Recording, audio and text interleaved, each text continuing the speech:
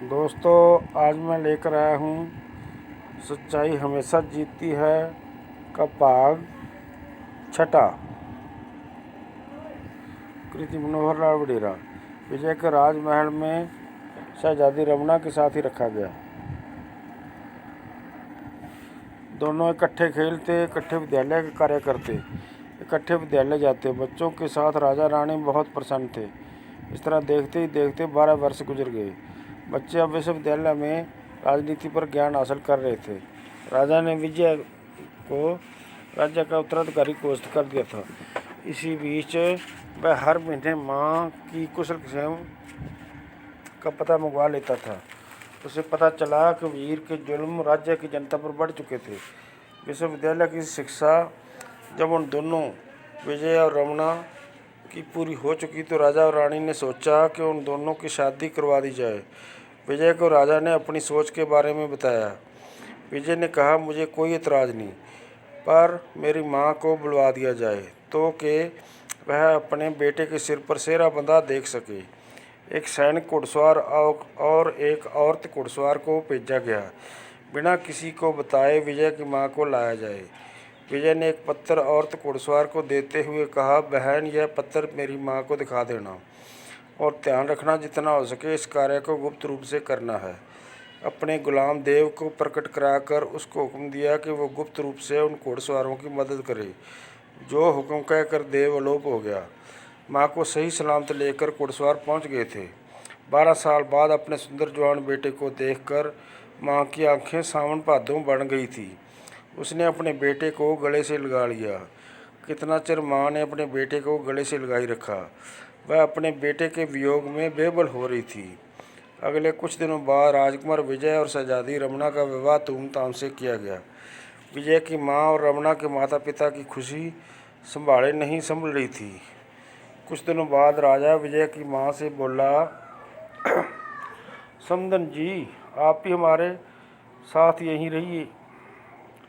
नहीं भाई साहब, जाना तो पड़ेगा ही। वहाँ के राजमहल में विजय के पिता की यादें जुड़ी है और उस कपटी वजीर का भी देखना है कि हमारा राज्य अपने आप वापस करता है कि नहीं।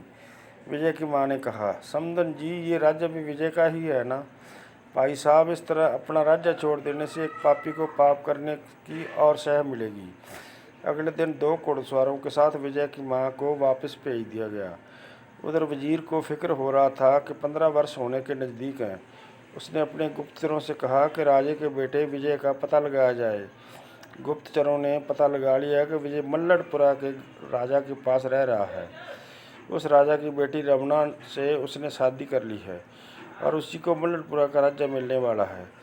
वजीर ने अपने गुप्तचरों को यह पता लगाने को कहा कि उसे ये सफलता कैसे मिली, पर गुप्तचर ये पता लगाने में असफल रहे। एक दिन एक मोमो ठगनी वजीर के पास पहुंची और विजय की सफलता का राज लगाने का दावा करने लगी। अगर उसको अच्छा इनाम मिले तो। वजीर ने उसका प्रस्ताव स्वीकार कर लिया। अगले दिन उसने वजीर से कुछ घुड़सवार मांगे और अपने मिशन को पूरा करने चल पड़ी।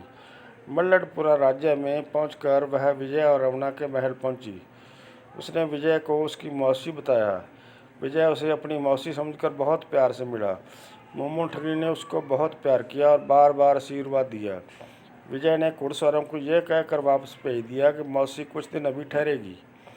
मोमो ठगनी ने घुड़सवारों को चुपके से हफ्ते के अंत तक आने को कह दिया। वह ज़्यादा समय विजय से बातें करने में ही गुजारने लगी।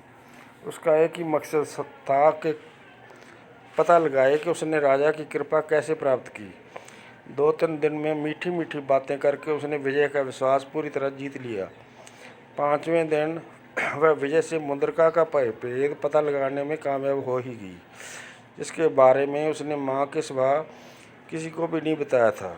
उसने यह भी पता लगा लिया कि वह मुद्रिका अपने चोले की तह में रखता है।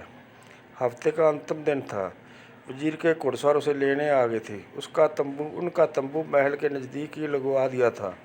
उसी रात उसने सोते हुए विजय को बेहोशी की दवाई वाला रुमाल संघाकर बेहोश कर दिया और मुद्रिका निकालकर बाहर को चल पड़ी। उसने गेट पर खड़े सिपाही से ये कहकर गेट खुलवाया कि मैंने अपने घुड़सवारों से बात करनी है। सिपाही उसे विजय की मौसी के रूप में जानता था। उसने घुड़सवारों के पास पहुंचते ही प्रस्थान का हुक्म दिया। अगली सुबह ही विजय को मौसी के धोखे का पता चला। बाकी कहानी का भाग 7 में। तो दोस्तों ये था सच्चाई हमेशा जीतती है का 6ठा भाग, और 7वां भाग भी जल्दी ही लेकर मैं आऊँगा। मेरे चैनल को सब्सक्राइब करो, लाइक करो, शेयर करो और कमेंट भी करो। जय हिंद।